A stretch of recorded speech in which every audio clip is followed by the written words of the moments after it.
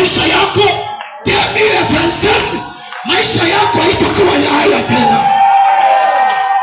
Sema haleluya. Sema haleluya. Sema haleluya. Sema haleluya. Mtumainie Mungu. Maandiko inasema katika kitabu cha Exode, asema umtumainie Mungu kwa moyo wako wote na kwa nguvu yako yote na kwa akili yako yote.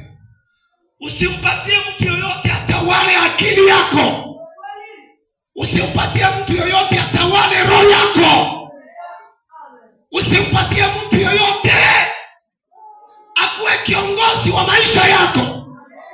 Lakini ukimwacha Yesu Kristo kuwa kiongozi wa maisha yako, hata kama leo alikubamba, kesho nitabamba. Hata leo niambie, kesho nitaeleka. Hata leo abida yako, na kesho vitakuwa yako. Kwa nini vitakuwa yako?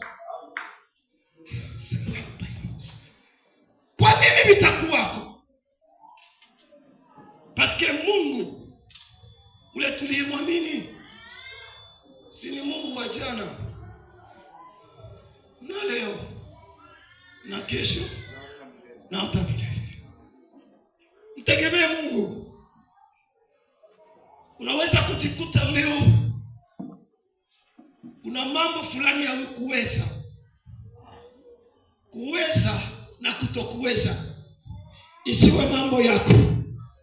Kuweza na kutokuweza isikuwe ndio sije ya maisha yako. Message ya maisha yako, umwangalie Mungu kila siku ya maisha yako. Kama ukimwangalia Mungu kila siku, Mungu aje huyu niko na ubiri. Ni Mungu wa kutoka wapi huyu niko na ubiri asubuhi ya leo?